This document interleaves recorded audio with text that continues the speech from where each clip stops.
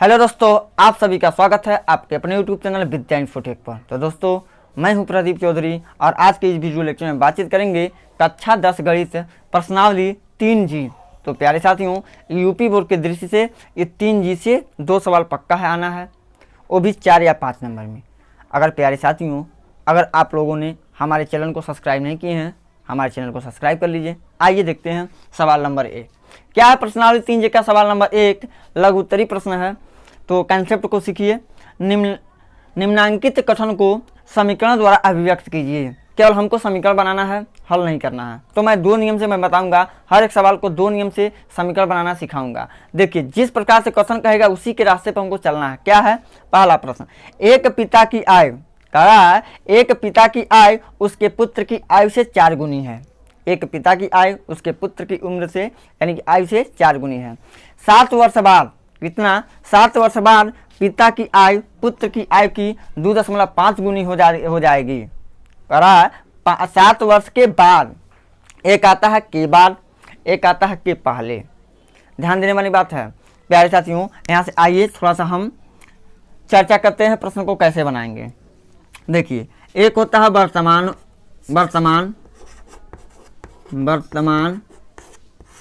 देखिए वर्तमान उम्र में से, अब ध्यान दीजिएगा, वर्तमान के उम्र अगर आपको पता है तो आप 2 चीज़ और निकाल सकते हैं। कौन? एक होता है के पहले या पश्चात, के पहले या पूर्व। के पहले वाला उम्र या पूर्व वाला उम्र निकाल सकते हैं।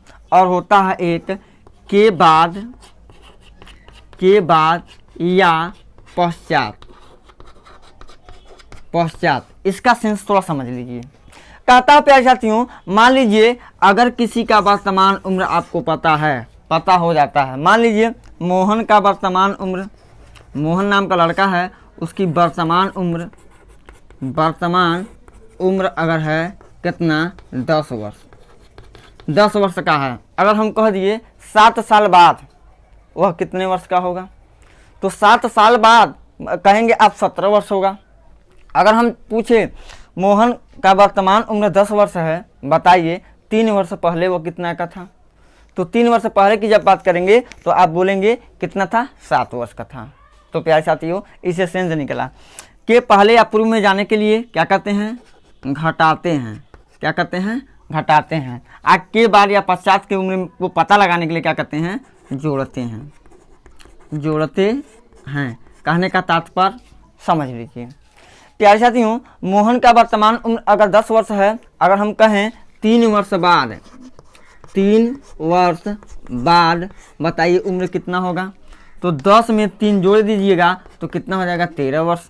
अगर हम कह देंगे 4 वर्ष पहले, कितना 4 वर्ष पहले की अगर बात करते हैं तो 10 में से 4 घटाएंगे तो 6 वर्ष बताएंगे। तो कहने का तात्पर्य, अगर मोहन की वर्तमान उम्र मान लेते हैं 1 वर्ष, तब 3 वर्ष बाद उसकी उम्र क्या होगी, तो 1 वर्ष जब माने हैं तो हो जाएगा x + 3। और 4 वर्ष पहले उम्र मानना है तो हो जाएगा x - 4। इस प्रकार से हम काम करते हैं। तो यहाँ पे 7 वर्ष बाद का है, अगर मोहन, अब ध्यान दीजिएगा, अगर बच्चे का वर्तमान उम्र 1 वर्ष होगा तो 7 वर्ष बाद जाएगा तो x + 7 हो जाएगा। ध्यान देने वाली बात है, बस यही चेकअप करना और ध्यान देना है। तो आइए इसी मेथड से, इसी नियम से हम आप लोगों को यह सवाल बना के दिखाता हूँ। तो प्रश्न को लेंगे, कहा है एक पिता की आयु उसके पुत्र की आयु से, किसके पुत्र, उसके पुत्र की आयु से 4 गुनी है। तो मान लेंगे, सॉल्व किस प्रकार से करेंगे, मानेंगे, माना पुत्र की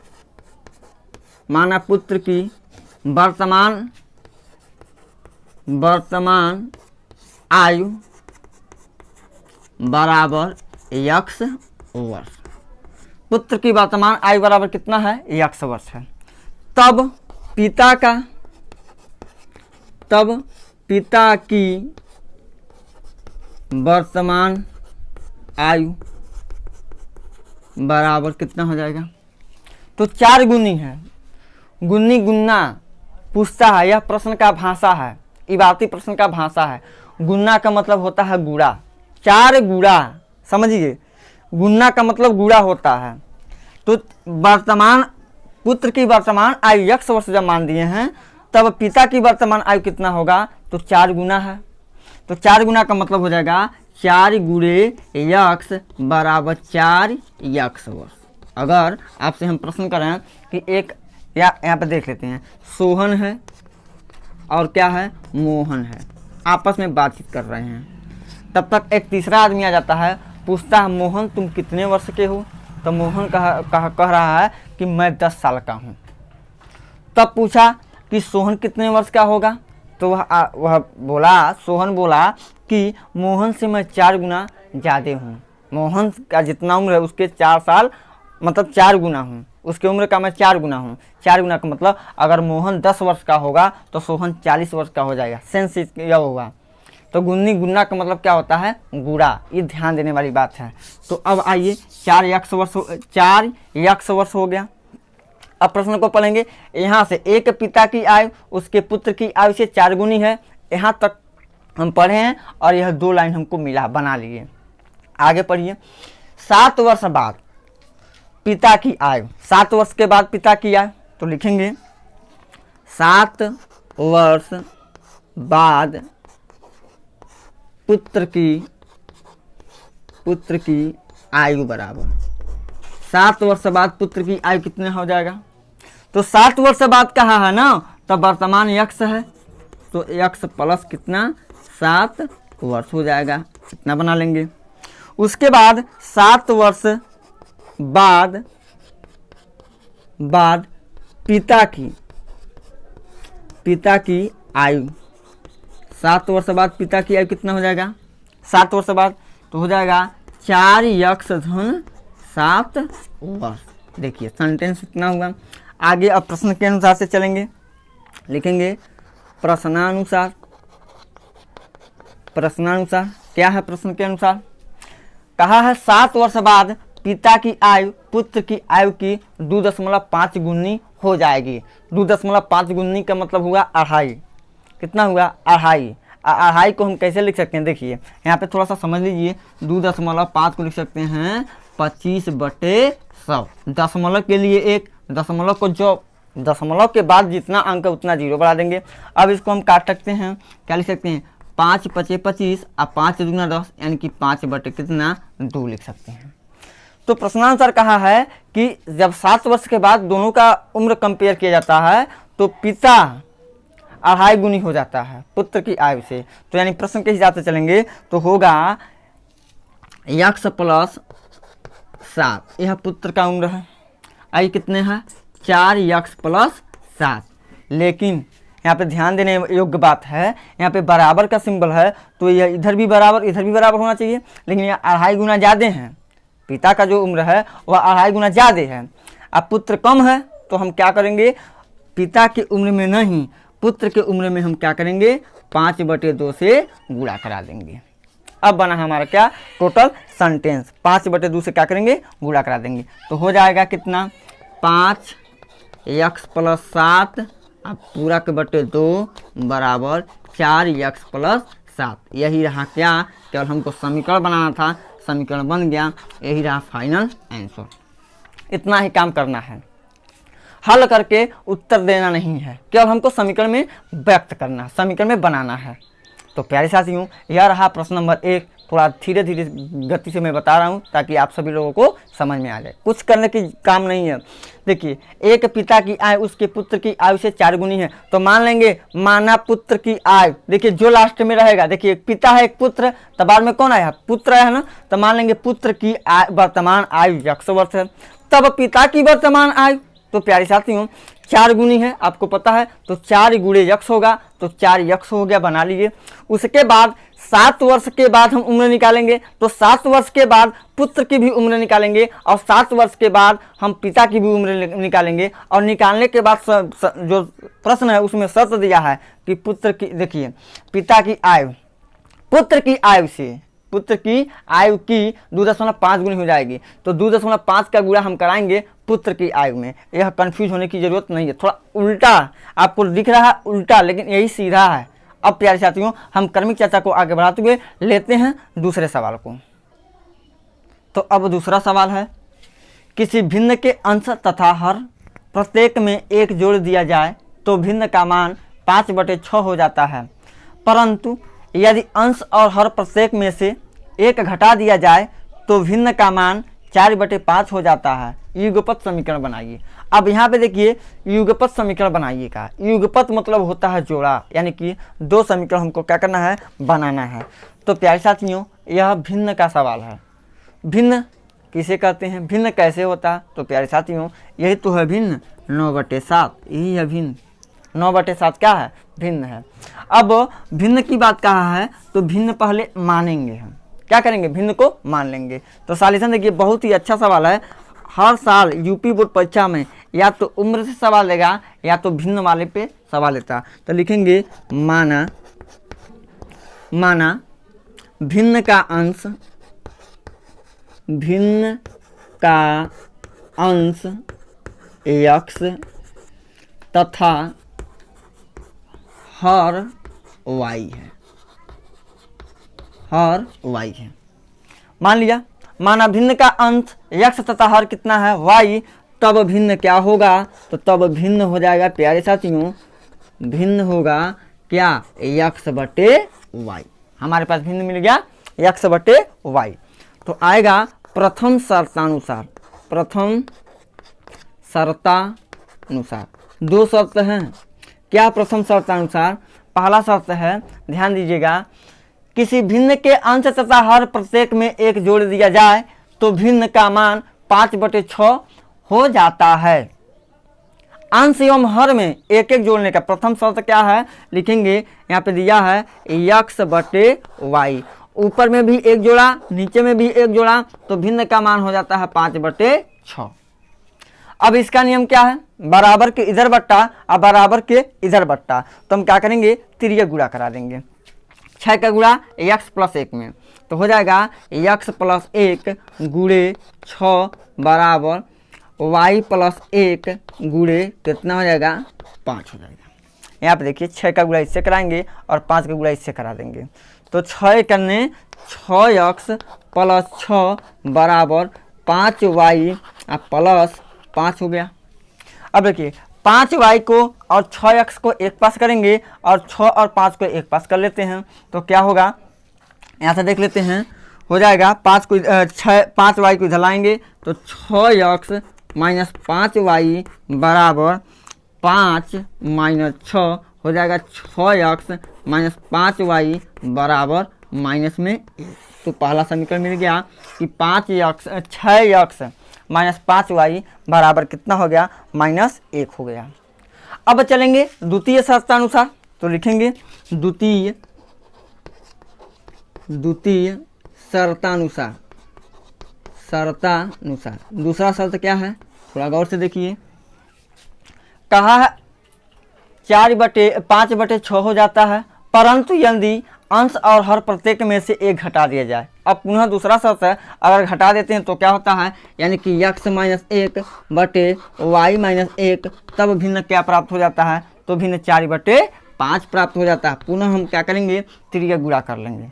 तिर्यक गुणा करेंगे कैसे, 5 का गुणा x - 1 में और 4 का गुणा y - 1 में। तो हो गया क्या, 5 का गुणा कीजिए, 5x - 1 बराबर 4 और 4 का गुणा करेंगे y - 1 में।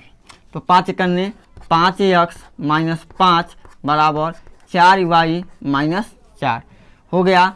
5x - 4y को हम लेके देखिए 4y को इधर लेके आया है, अब -4 और +5, तो हो जाएगा 5x - 4y बराबर 1। यह रहा सॉल्यूशन। दोनों युगपत समीकरण को हम क्या किए, बना दिए। एक आंसर यह हो गया और एक आंसर यह हो गया। तो इस सवाल को हम इसी की भांति लगाएंगे। बहुत ही सिंपल है, बहुत ही सरल है। तो प्यारे साथियों अब हम क्रमिक चर्चा को आगे बढ़ाते हैं और लेते हैं तीसरे नंबर सवाल को। तो प्रश्न नंबर 3 है, 2 संख्याओं का योग 64 है, यदि उनमें एक संख्या दूसरी संख्या की 3 गुनी है तो संख्याएं ज्ञात कीजिए। प्यारे साथियों, अब सवाल लगाने के लिए आया, अब बारी आ गया लगाने। दो कोई संख्या है, उन दोनों को जोड़ेंगे तो आंसर कितना रहा 64। अब कह रहा है इसमें एक और शर्त है, यदि उनमें एक संख्या दूसरी संख्या की 3 गुनी हो तो संख्याएं ज्ञात कीजिए। बहुत ही अच्छा सवाल है, बहुत ही बढ़िया सवाल है। तो प्यारे साथियों, इस सवाल को मैं 2 विधि से मैं बताऊंगा। एक बताऊंगा युगपत समीकरण बना के, और एक मैं बताऊंगा सीधा एक समीकरण बना के डायरेक्ट हल कर सकते हैं। तो आइए पहले नियम को देखते हैं। अगर प्यारे साथियों थोड़ा कंसेप्ट पे ध्यान दीजिए कि अगर मान लीजिए 2 संख्या है हमारे पास, एक है 8 और एक है 7।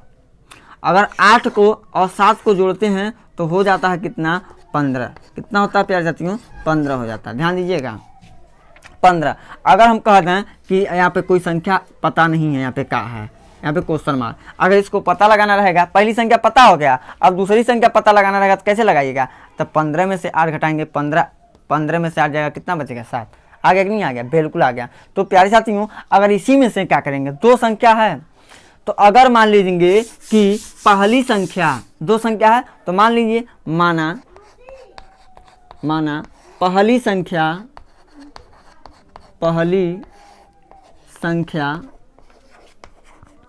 x है, माना पहली संख्या क्या है x है, तब दूसरी संख्या क्या हो जाएगी, तब दूसरी संख्या इज इक्वल टू हो गया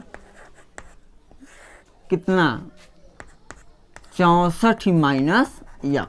घटा देते हैं, पहली संख्या प्राप्त हो गया। योग में से अगर पहली संख्या को घटाइएगा ना तो दूसरी संख्या प्राप्त होगा, बस हो गया प्राप्त। अब क्या है, प्रश्नानुसार चलेंगे। प्रश्नानुसार क्या हो जाएगा, प्रश्न के अनुसार कहा है यदि उनमें एक संख्या दूसरी संख्या की 3 गुनी है, एक संख्या दूसरी संख्या की क्या गुनी है 3 गुनी है, तो यानी x बराबर 64 माइनस x है।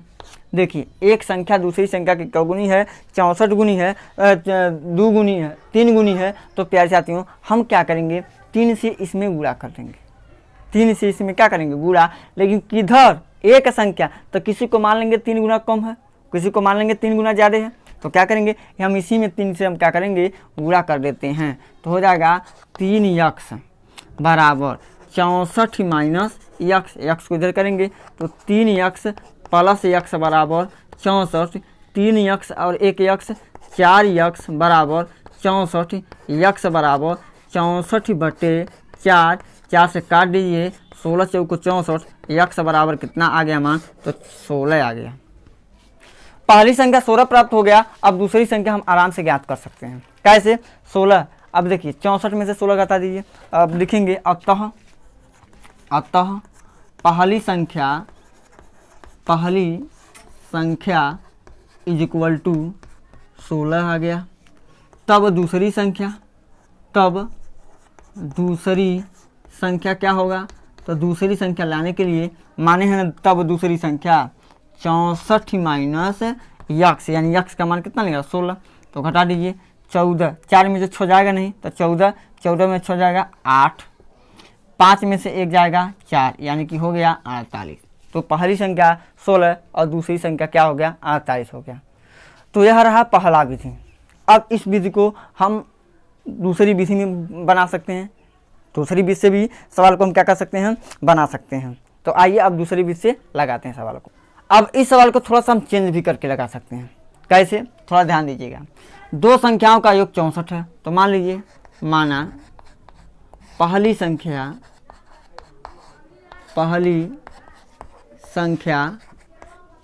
इज इक्वल टू x, तब दूसरी संख्या इज इक्वल टू हो जाएगा प्यारे साथियों कितना, तो कहा है यदि उनमें से एक संख्या दूसरी संख्या की क गुनी है 3 गुनी है, तो दूसरी संख्या कितना हो जाएगा 3x। पहली संख्या पता दूसरी संख्या पता, इन दोनों को जोड़ेंगे तो किसके बराबर 64 के बराबर। प्रश्नानुसार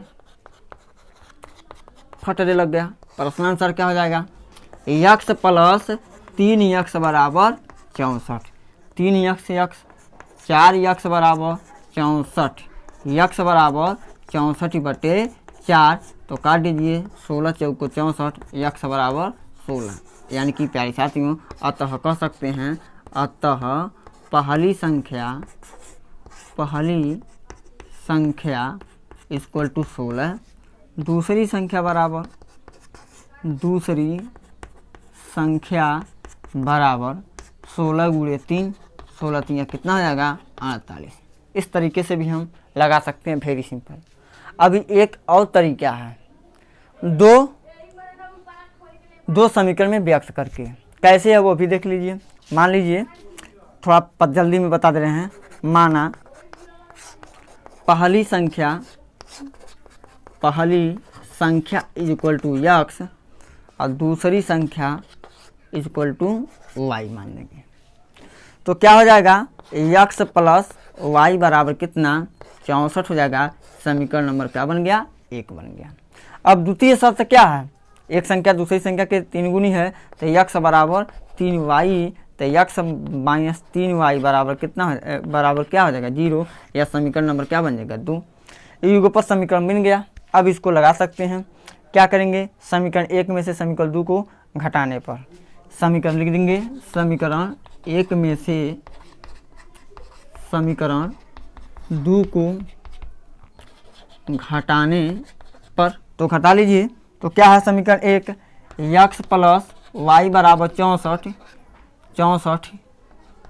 और यक्स माइनस 3y बराबर 0, घटाने पे माइनस, यहाँ पे प्लस, यहाँ पे समीकरण नंबर 1, समीकरण नंबर 2, यहाँ पे भी माइनस होगा, तो यहाँ कट गया। तो 3 1 4y बराबर 64, y बराबर 64/4, 16 चौक को 64, y बराबर कितना हो जाएगा 16।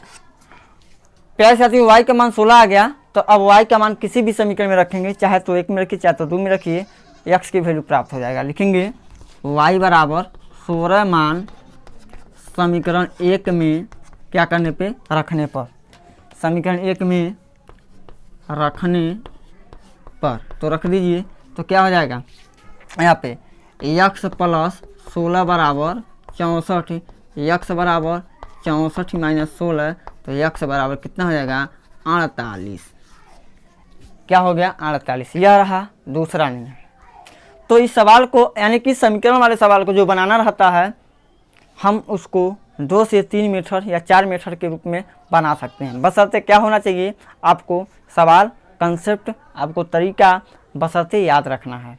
तरीका सीखिए, तत्पश्चात सवाल को बना सकते हैं। तो अब अपने कर्मिक चर्चा को आगे बढ़ाते हुए लेते हैं प्रश्न नंबर किसको, 4 को।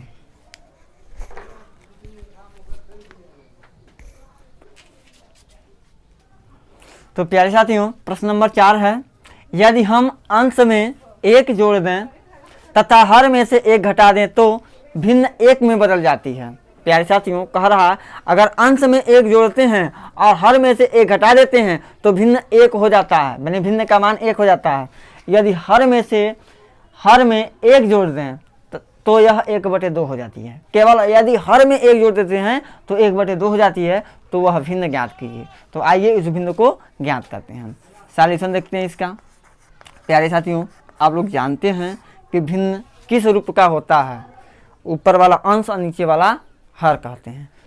मानेंगे, माना भिन्न का अंश यक्स तथा हर वाई है। अज्ञात राशि क्यों मानेंगे, अज्ञात राशि है यह, हमको ज्ञात करना है, इसलिए चर राशि ही माना जाता है हमेशा। तब प्रथम शर्तानुसार,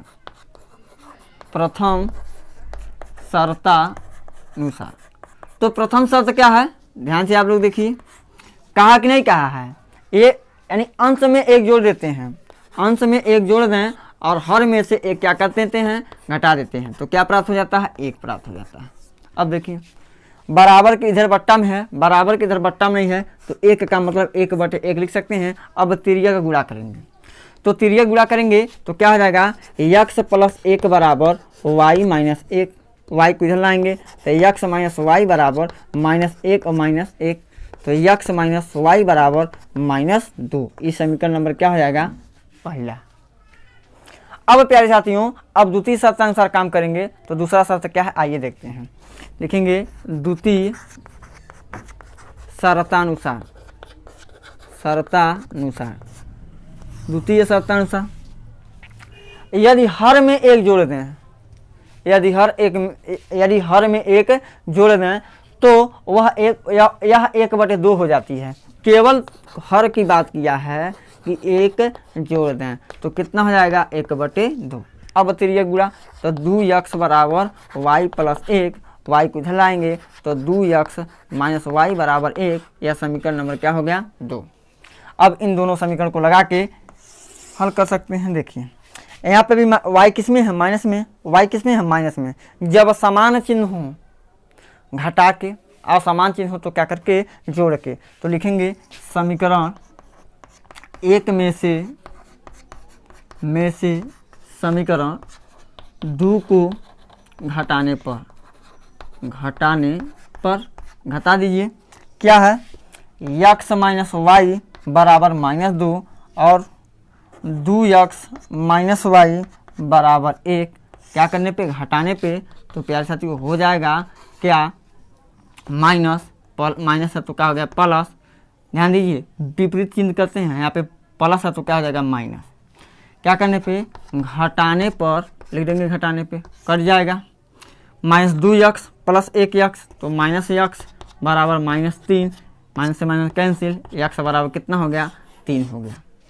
x का मान 3 प्राप्त हो गया प्यारे साथियों। अब यह x का मान किसी भी समीकरण में रखेंगे, या तो समीकरण 1 में रखिए या तो समीकरण 2 में रखिए, y का मान आ जाएगा। तो लिखेंगे x बराबर 3 मान समीकरण 1 में रखने पर, तो रखिए 1 में। समीकरण 1 यहाँ पे है x माइनस वाई, तो हो जाएगा 3 माइनस वाई बराबर -2। y को उधर लेके जाइए, 2 को जाएगा, 3 प्लस 2 बराबर y, 3 2 5। y का मान कितना प्राप्त हो गया, 5 प्राप्त हो गया। अतः भिन्न बराबर क्या होगा, तो भिन्न बराबर क्या होगा प्यारे साथियों, अंश है x y, अंश है x, हर है y, यानी x बटे y, तो यानी कि हो जाएगा 3/5। यह रहा हमारा सॉल्यूशन। तो राइट आंसर हो जाएगा 3/5। हम सवाल को तौल भी सकते हैं, लेकिन अगले पार्ट में आपको बताएंगे सवाल को किस प्रकार से तौलेंगे, सवाल सही लगाए हैं कि गलत लगाए हैं। तो अब हम लेके चलते हैं आपको प्रश्न नंबर 5 की ओर। तो प्यारे साथियों प्रश्न नंबर 5 है, भिन्न से रिलेटेड ये भी है, तो भिन्न से एक सवाल पक्का ही आएगा। ध्यान दीजिएगा, यदि किसी भिन्न के अंश में 6 जोड़ दिया जाए तो भिन्न 1/2 हो जाती है। यानी कि अंश में 6 जोड़ दीजिएगा ना तो 1/2 हो जाती है। यदि उसके हर में 7 जोड़ दिया जाए तो वह 1/3 हो जाती है। वह भिन्न ज्ञात कीजिए। तो पहले आइए मानते हैं इसको। क्या होगा,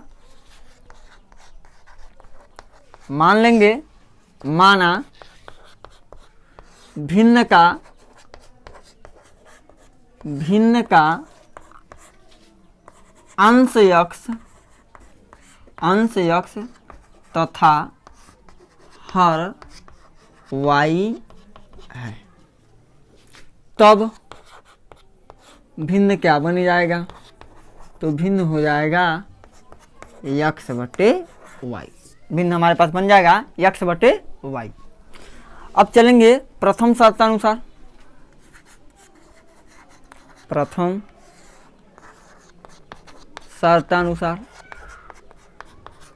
तो प्रथम शर्त क्या है प्यारे साथियों, कहा अंश में 6 जोड़ दें तो भिन्न का मान प्राप्त हो जाएगा 1/2।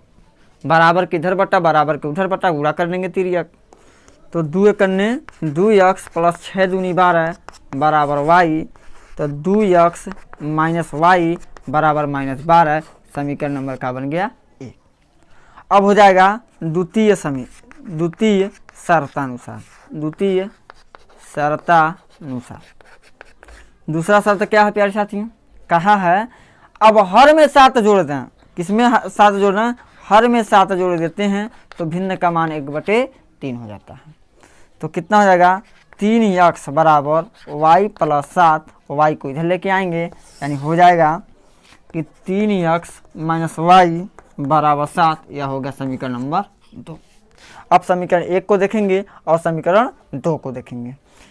विलोपन विधि का प्रयोग करेंगे। विलोपन विधि बहुत अच्छे तरीके से इसके पहले वाले वीडियो में बता चुके हैं, प्ले लिस्ट में जाके आप देख सकते हैं। हम कहेंगे अगर आपको यूपी बोर्ड कक्षा 10 के परीक्षा में सर्वाधिक अंक प्राप्त करना है तो नोट्स ज़रूर बनाएं, यूट्यूब पे देखते रहें और नोट्स ज़रूर बनाएं।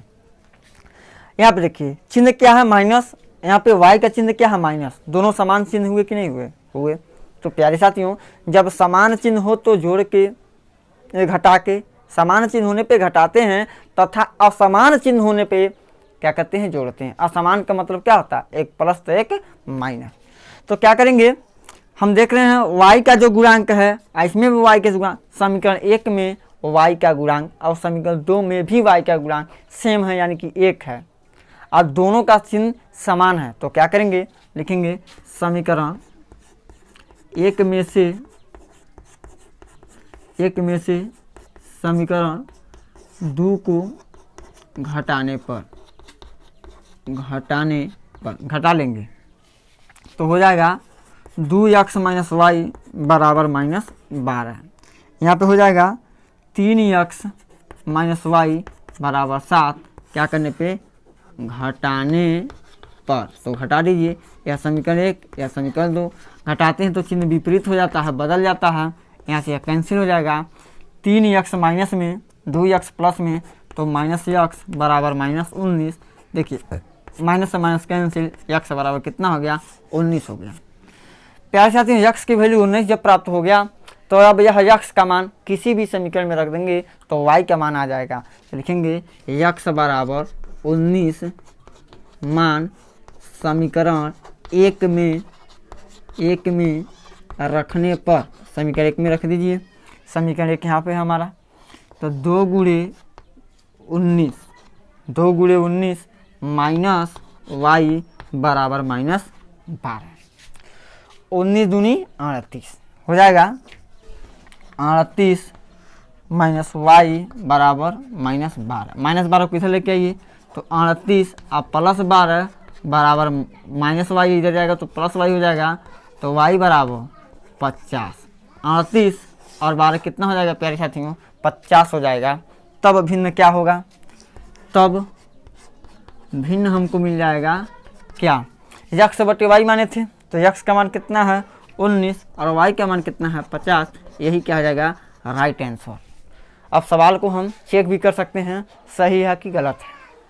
तो लीजिए सवाल को हम चेक करते हैं, क्या सवाल सत्य है कि असत्य, यहीं पे देखते हैं। 19/50 अंश में कहा 6 जोड़िए ना, 6 जोड़ के दीजिए, अंश में 6 जोड़ दीजिए तो 19 6 कितना 25, 19 6 25/50। अब इसको छोटा करिए, 25 से करिए 25, 25 दूनी 50, 1/2 आएगा नहीं है, आ गया।